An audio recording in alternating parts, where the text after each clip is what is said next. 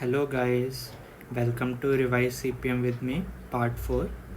And today we are going to discuss about resource allocation, updation, and ladder network and activity on network. ठीक है, तो let's start. So first of all हम updating the project network के बारे में देखेंगे कि updating network updating basically होता क्या है. Updating of project network basically क्या करना होता है कि ये एक होता है, एक तरह से ये होता है प्रोसेस होता है, process of reviewing the progress of the project execution. ठीक है, and redrafting the network according to the latest requirement. ठीक है, ये सब वही चीज़ें लिखी है जो मैं अभी बोल रहा हूँ. ठीक है, तो अगर आपको देखना है तो देख लीजिएगा. बेसिकली कि अगर हमारे पास कोई एक लेटेस्ट रिक्वायरमेंट्स आ गई तो उसके अकॉर्डिंगली हमें अगर रिव्यू करना है और कैसे उसको रीड्राफ्ट करना है, ठीक है, वो होता है अपडेटिंग होता है. ठीक है, तो उस पर क्या हो सकता है, जब हम अपडेट कर रहे हो सकता है तो क्या हो सकता है, during redrafting the schedule dates are revise. ठीक है, डेट्स रिवाइज हो सकती हैं और उसके साथ साथ क्या हो सकता है, मतलब अगर हमने किया n नंबर ऑफ डेज़ के बाद अपडेट किया तो क्या हो सकता है कि टाइम चेंज हो सकता है, क्रिटिकल टाइम हो सकता है ना, मतलब चेंज हो सकता है. सम एक्टिविटी में बी एडिड और डिलीटेड. ये डिलीट कौन सी होंगी, जो ऑलरेडी कंप्लीट हो चुकी होंगी, है ना, वो सारी एडिड और डिलीट कर सकते हैं उनको, है ना. उसके बाद क्या हो सकता है कि हमारे पास टाइम चेंज हो सकता है. और क्या हो सकता है, अगर एक्टिविटी के बीच में कोई एक रिलेशनशिप है वो नया रिलेशनशिप में भी चेंज हो सकता है. ठीक है, लेकिन इंटर रिलेशनशिप वही रहेगा एक्टिविटीज़ के अंदर. ठीक है, देखो क्या कह रहे हैं, during the updates after updation project duration as well as the critical path में चेंज, है ना. वो तो हमें पता है कि प्रोजेक्ट ड्यूरेशन जो है टोटल और जो क्रिटिकल पाथ है वो क्या हो सकता है, बदल सकता है. लेकिन क्या हो सकता है, network activity and their interrelation remain same, that is activities can neither be added nor be removed. but अगर ये क्वेश्चन में एक ESE में क्वेश्चन आ चुका है प्रीवियस ईयर में, वो क्वेश्चन में क्या रहा है कि क्या क्या चीज़ें चेंज हो सकती है, उसमें जो उन्होंने आंसर दिया था वो कहा था एक्टिविटीज़ में भी एडिड और डिलीटेड. ठीक है, तो वो क्वेश्चन भी मैं आप लोग के सामने अगर अभी बता सकता हूँ तो I can show you that question as well. तो वो क्वेश्चन था कि which of the following are the possible changes during the updating of project network. ठीक है, तो सबसे पहला जो उन्होंने ऑप्शन दिया हुआ था वो दिया हुआ था change in duration, change in duration of activity. ठीक है, तो ये तो करेक्ट है कि एक्टिविटी का ड्यूरेशन तो चेंज हो सकता है. दूसरा बोला था change in the logical relationship among the activities, change in logical relationship. ठीक है, और तीसरा दिया था addition और deletion of activity. देखो हम आइडियली कोई एक्टिविटी को ऐड या डिलीट नहीं करते अपडेशन में. ठीक है, वो एक्टिविटीज एज इट इज़ रहती है. बट एज पर दिस क्वेश्चन इनका ये मतलब है कि अगर कोई एक्टिविटी पूरी हो जाए, है ना, मतलब जैसे ये एग्जांपल में अभी हम देखेंगे प्रोसीजर ऑफ अपडेटिंग में कोई एक्टिविटी कंप्लीट हो जाए तो उसको हम रिमूव कर सकते हैं. ठीक है, और चेंज इन लॉजिकल रिलेशनशिप का भी यही मतलब है कि कोई जब टाइम उसका चेंज हो रहा है तो उसके बाद अगर उसका कोई रिलेशनशिप चेंज हो रहा है ना पिछले वाली के साथ, मतलब इन्होंने जो रीज़न दिया था वो ये दिया था, due to change in the company's policy of execution the interdependence of some operation में change, that is logical relationship among the activity में चेंज. ठीक है, ये ESC का सोल्यूशन था. ठीक है, तो ये हम लोग फॉलो करेंगे इन फ्यूचर अगर ऐसा कोई चीज़ आई. ठीक है, कि लॉजिकल रिलेशनशिप, क्योंकि अपडेशन बोला है कि कंपनी का कुछ भी अपडेट हो सकता है. ठीक है, तो इसीलिए. ठीक है, तो फाइन. उसके बाद ये एग्जाम्पल से देखते हैं क्या कह रहा है प्रोसीजर ऑफ अपडेटिंग, कि अगर पहले एक्टिविटी इवेंट 1-2 है, इसमें 2 डेज़ लग रहे हैं और 2-3 में 6 डेज़ लग रहे हैं, 3-4 में 3 डेज़ लग रहे हैं एंड 2-4 में 5 डेज़ लग रहे हैं. तो ऑब्वियसली क्रिटिकल पाथ इसमें से अपना कौन सा है हमारे पास, critical path is this, this and this. 8 + 3 11 days लग रहे हैं। तो हम लोग लिख लेते हैं कि, तो इन्होंने बोला कि हमने आफ्टर 8 डेज एनालाइज करना है, ठीक है। प्रोजेक्ट को आए, ठीक है, हमें लगने चाहिए 11 दिन लग रहे हैं। 8 दिन बाद आप लोग इंस्पेक्टर हो उस प्रोजेक्ट साइट के, ठीक है, आप इंस्पेक्ट करने आए हो।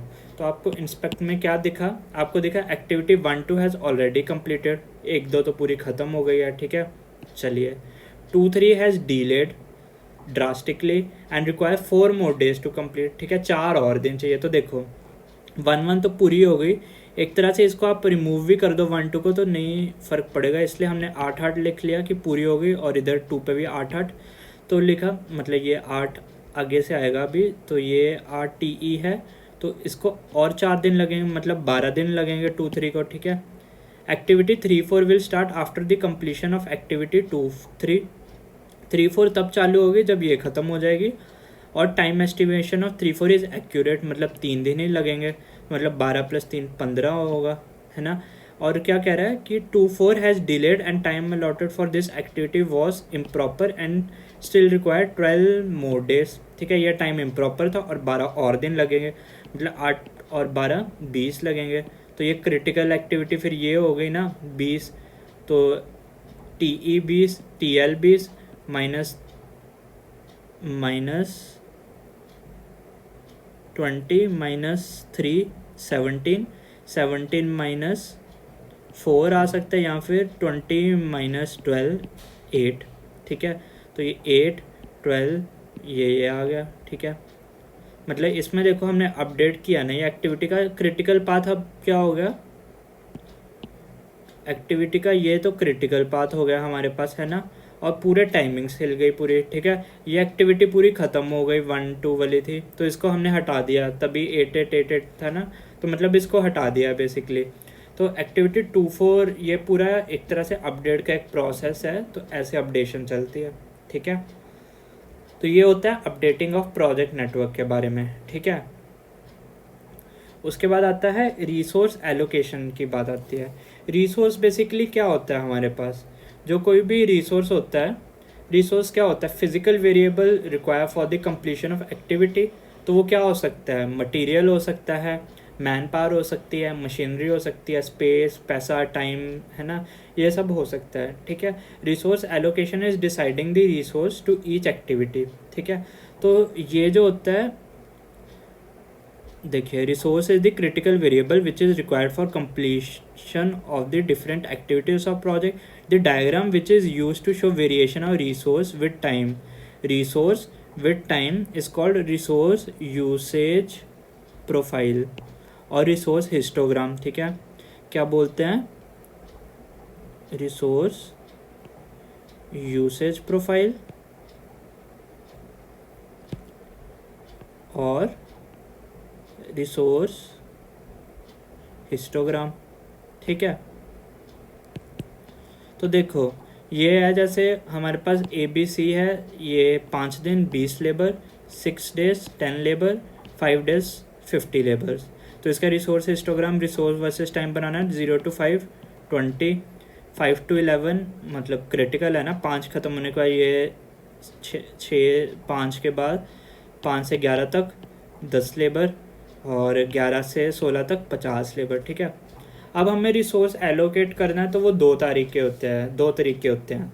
एक होता है रिसोर्स स्मूथनिंग होता है, और जो दूसरा होता है रिसोर्स लेवलिंग होता है, ठीक है। रिसोर्स स्मूथनिंग और रिसोर्स लेवलिंग जिन्होंने ESC की प्रिपरेशन किया, ESC मेंस की प्रिपरेशन किया, उन्होंने तो इसके काफ़ी प्रीवियस ईयर जो मेंस के क्वेश्चन लगाए होंगे, वो तो अच्छे से जानते होंगे कि रिसोर्स लेवलिंग और रिसोर्स स्मूथनिंग क्या होता है ना। लेकिन अब हम बेसिक जो गेट पॉइंट ऑफ व्यू से या ESC प्रीलिम्स के पॉइंट ऑफ व्यू से देखें, तो रिसोर्स स्मूथनिंग में अपने पास पता है क्या होता है।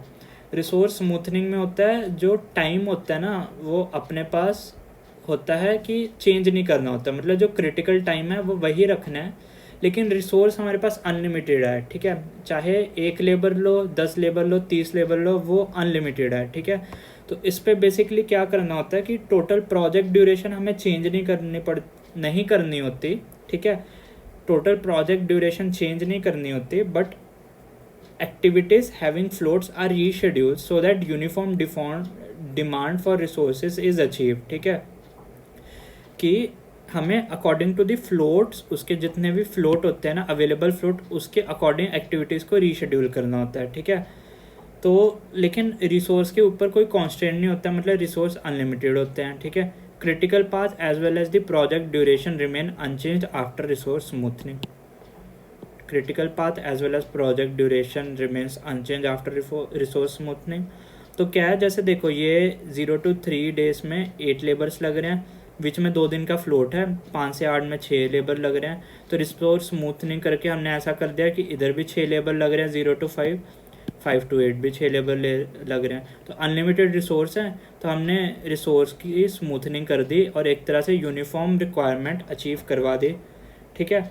यूनिफॉर्म रिक्वायरमेंट अचीव करा दी, मतलब टेंड करना है कि यूनिफॉर्म रिक्वायरमेंट का, ज़रूरी नहीं है कि यूनिफॉर्म रिक्वायरमेंट आएगी, ठीक है, बट लीस्ट डेविएशन होनी चाहिए, ठीक है। ये नहीं है कि अगर एक दिन में 10 लेबर लग रहे हैं, दूसरे में 2 दिन लेबर लगा है, ऐसा नहीं करना, ठीक है। तो ये होता है रिसोर्स स्मूथनिंग होता है। उसके बाद आता है रिसोर्स लेवलिंग। रिसोर्स लेवलिंग में क्या होता है, हमें रिसोर्स जो होता है ना वो लिमिटेड होते हैं, लेकिन टाइम हमारे पास अनलिमिटेड होता है, ठीक है। और ये इकोनॉमिकल इसलिए नहीं बोल सकते इसको इतना ज़्यादा, क्योंकि इसमें क्या कि इसमें इकोनॉमिकल नहीं, इकोनॉमिक यूटिलाइजेशन और रिसोर्स नहीं बोल सकते, क्योंकि टाइम इसमें चेंज हो रहा है और टाइम जितना मर्जी हम लोग कर सकते हैं, क्योंकि चेंज कर सकते हैं क्रिटिकल टाइम को इसमें से, ठीक है। तो in this process of resource allocation, activities are rescheduled in such a way that peak requirement at any point of time is less than the maximum resource available, ठीक है। resources in this case are considered as limited, ठीक है। critical path as well as the project duration must be changed, ठीक है। तो यही है इसमें हम लोग को क्या, देखो अवेलेबल रिसोर्सेज अगर 20 हैं तो कि हर एक पॉइंट पे एक हमें एक कॉमन यूनिफॉर्म डिमांड अचीव करने के लिए इससे कम रिसोर्स रखने चाहिए, और उसके लिए समय आपका बदल सकता है, ठीक है। समय बदल सकता है, क्रिटिकल पाथ बदल सकता है, बट ये ध्यान में रखना है कि रिसोर्स हमारे पास लिमिटेड है, अनलाइक रिसोर्स स्मूथनिंग जिस पे अनलिमिटेड रिसोर्स से हम काम करते थे, ठीक है। तो इसमें ये रिसोर्स लेवलिंग और स्मूथनिंग में ये 2-3 चीज़ें याद रखनी है कि स्मूथनिंग में क्या है, क्रिटिकल पाथ और प्रोजेक्ट ड्यूरेशन चेंज नहीं होने चाहिए, और जो टोटल रिसोर्स है वो अनलिमिटेड है, और उसमें भी हमें रिसोर्स के अंदर जो डिविएशन इतनी नहीं आनी चाहिए। और रिसोर्स लेवलिंग में हम लोग क्या करते हैं कि एक तरह से हम यूनिफॉर्म डिमांड अचीव कर ऑफ रिसोर्सेज अचीव करने का प्रयत्न करते हैं, और उसके लिए क्या है, रिसोर्स हमारे पास लिमिटेड है, टाइम हम चेंज कर सकते हैं, टोटल प्रोजेक्ट टाइम, ठीक है, वो सब चेंज कर सकते हैं, ठीक है। और एक देखो अवेलेबल रिसोर्सेज ऐसा है, तो एक ऐसे यूनिफॉर्म डिमांड हम लोग ट्राई कर सकते हैं अचीव करने की, ठीक है। उसके बाद एक्टिविटी और नेटवर्क, ये जो आप लोगों को मोस्टली पता ही होगा कि एक्टिविटी और नेटवर्क क्या होता है, ठीक है। Most of you must be aware of this activity और नेटवर्क। तो इसमें ये जो 2-3 चीज़ें ये याद रखने की है कि नंबर ऑफ एक्टिविटी, जो एक्टिविटी ऑन नोड्स, ठीक है, एक्टिविटी ऑन नोड्स की बात है, तो नेटवर्क तो ओवरऑल ही नेटवर्क होता है, तो एक्टिविटी ऑन नोड्स हमने देखा था कि एक्टिविटी ऑन एरो में क्या हम लोगों ने पढ़ा था कि जो टोटल एक्टिविटीज़ होगी वो बराबर होगी नंबर ऑफ एरोज़ के, लेकिन इसमें ऐसा नहीं है कि नंबर ऑफ एक्टिविटीज़ बराबर नहीं हो सकती है नंबर ऑफ एरोज़ के। एक आधा केस हो सकता है जिसमें बराबर हो जाए, बट मोस्टली तो नहीं होती है। और टोटल जो डमी का इसमें कोई रोल ही नहीं है, ठीक है, डमी का कोई रोल ही नहीं है। लेकिन इसमें क्या जो रिलेशनशिप होता है एक एक्टिविटीज़ का एक दूसरे में, वो एरो से ही रिप्रेजेंट करते हैं, ठीक है, ये बात याद आपको रखनी है। उसके बाद देखो conversion of activity on arrow into activity on notes, ठीक है। तो ये सिंपल है काफ़ी कि ये एक्टिविटी है, एक्टिविटी ऑन एरो में ऐसे, तो इसको अगर कन्वर्ट करना है तो डायरेक्टली हो रहा है, ए भी ऐसे है तो देखो ऐसे कन्वर्ट हो रहा है, ए का रिलेशन है बी और सी से, ठीक है, ईजी है ये भी। उसके बाद देखो ये पी क्यू आर कोई मीट कर रही है और आर में कन्वर्ट हो रही है, तो मीट कर रही है, और एक आर एक्टिविटी में कन्वर्ट हो रही है। अब देखो ए और सी पैरेलल एक्टिविटीज़ है, ए सी पैरेलल में है, और ये सबसे पहले ए मिल रहा है बी के साथ, ए मिल रहा है बी, सी मिल रहा है डी के साथ, और ए का भी डी में रिलेशन है, तो ऐसे रिलेशन कर दिया। अब ये जो है अगर आपको सबसे सही करना है ये खुद से प्रैक्टिस कर लो। तो क्या है, ए और बी जो है एक पॉइंट पे स्टार्ट हो रही हैं, और अगर ऐसा एक पॉइंट पे स्टार्ट हो तो उसके लिए हम एक तीसरी एक्टिविटी को इंट्रोड्यूस कर दो जिसको हम लोग क्या बोलते हैं, डब्ल्यू। ठीक है, if more than one activity start at one time introduce a new activity known as W. Cricket वाले डब्ल्यू ने एक नई एक्टिविटी को इंट्रोड्यूस करना, मतलब नया आना। क्रिकेट टीम में जो सबसे पहले खेल रहा है उसको क्या बोलता है, डब्ल्यू। तो इसको भी डब्ल्यू बोल दिया हमने कि if more than one activity start at one time introduce a new activity known as a W. ठीक है, तो डब्ल्यू में क्या हो रहा है, देखो ए और बी एक पॉइंट से ओरिजिन कर रहे हैं, तो हमने डब्ल्यू इंट्रोड्यूस किया जो ए और बी है। ठीक है, ऐसे इंट्रोड्यूस हो रहा है। तो फिर ए के बाद क्या आ रहा है, सी आ रहा है, ए के बाद आ रहा है सी आ रहा है, सी के बाद आ रहा है ई आ रहा है, ई आ रहा है। फिर यहाँ से बी के बाद क्या आ रहा है, डी आ रहा है, डी के बाद क्या आ रहा है, एफ आ रहा है। और इसमें ए और एफ में रिलेशनशिप है, तो ए और एफ में रिलेशनशिप हमने बना दिया। और अगर एंडिंग एक पॉइंट पे हो रही है तो भी एक इंट्रोड्यूस एक्टिविटी कर दो जिसको हम लोग बोलेंगे फाइनल एक्टिविटी। ठीक है, एंडिंग हो रही है तो भी इंट्रोड्यूस कर दो जिसको बोलेंगे हम फाइनल एक्टिविटी। आ गया समझ में ये बात, बढ़िया। उसके बाद जो हमारा लास्ट टॉपिक है आज की डिस्कशन का वो आता है लैडर नेटवर्क्स का। ठीक है, लैडर नेटवर्क्स क्या होता है, देखो कि अगर हमारे पास तीन कार्य हैं, ठीक है, तीन कार्य हैं कि एक्टिविटी ए बी सी है। एग्जाम्पल से अगर तौर पे हम लोग समझाना चाहें तो ए एक्टिविटी ऐसी है कि एक्सकावेशन किया।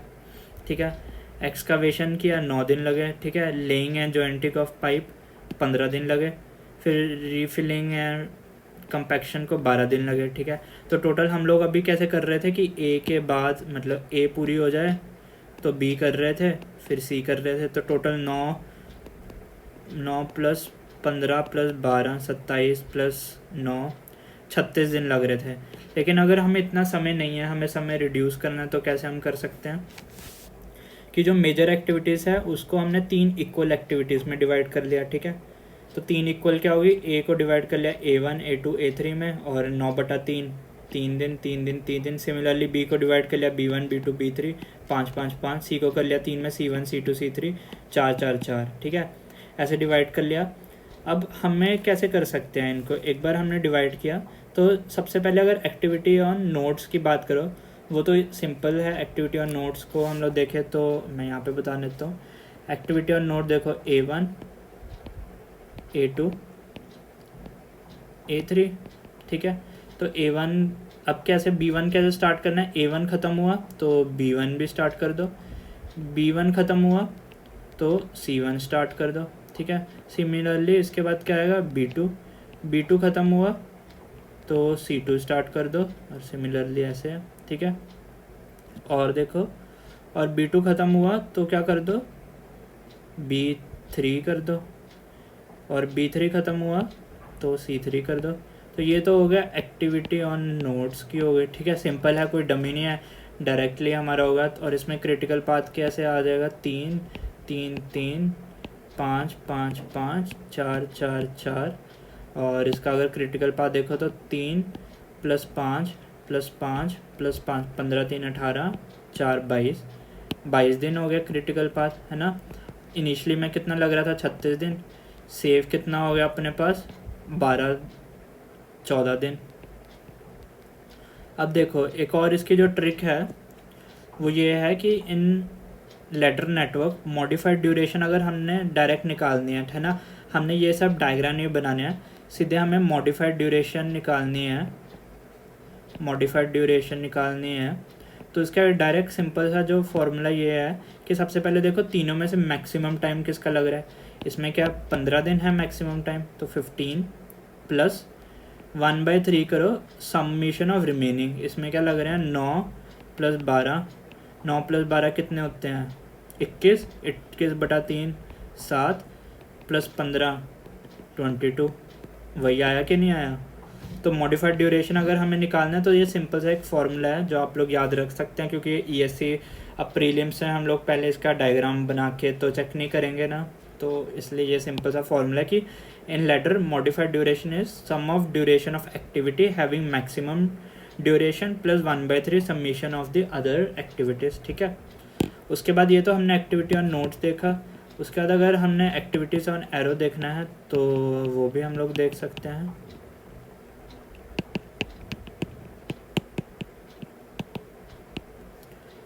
एक्टिविटी ऑन एरो अगर हमने देखना है तो वो देखो A1 A2 A3, हाँ सॉरी, A1 A2 A3, ठीक है। और A1 ये पूरा होने के बाद B1 B2 B3,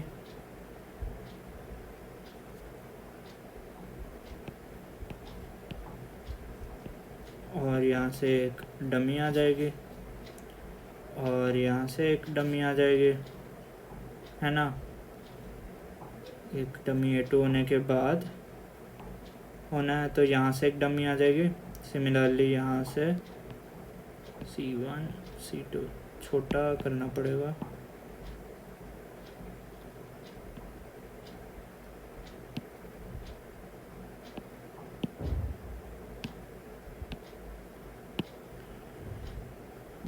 ये हो गया C1 C2 C3, है कि नहीं। और ये यहाँ से पूरा होने के बाद यहाँ से, है ना, और ये हो गया।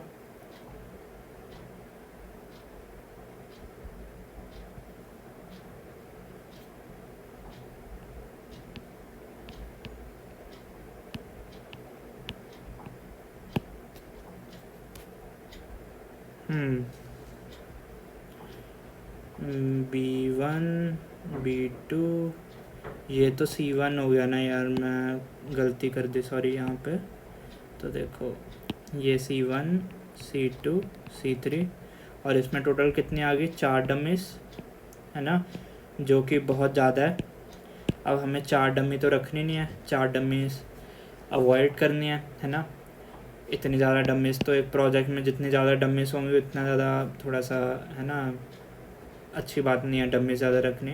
तो इसलिए इसको हमें डमीज रिड्यूस करने के लिए क्या हमने कर दिया कि देखो A1 A2 इसको यहाँ पे कर दिया A3 को, ठीक है, एक डमी रिड्यूस हो गए। A3 को यहाँ पे लाके एक डमी, अब B3 को यहाँ पे लाके 2 डमी कम हो गए। तो टोटल अब डमी कितनी बची, 4 नहीं बची, केवल 2 डमीज, है ना।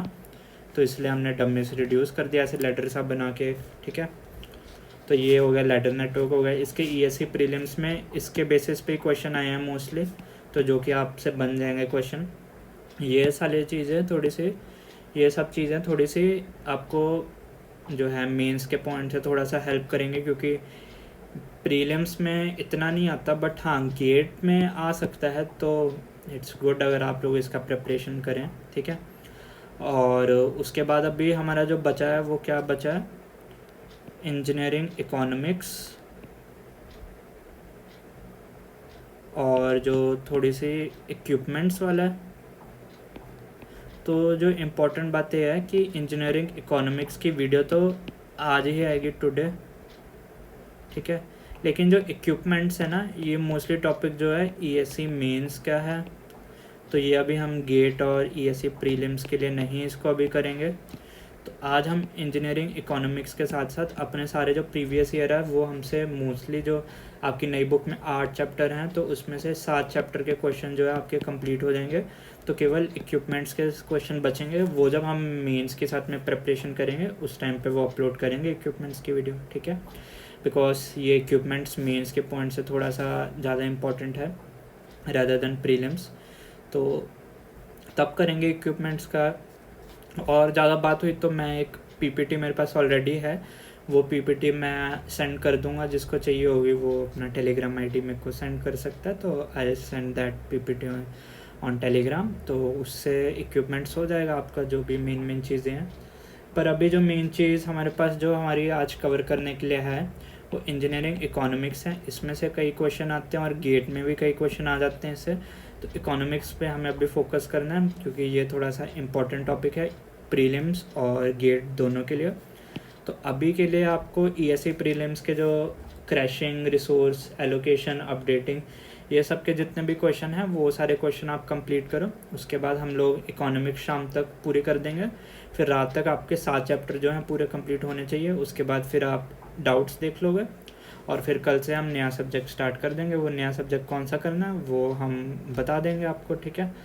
तो ठीक है, तो मिलते हैं शाम को इकोनॉमिक्स के साथ। तो thank you guys, all the best and bye bye, take care.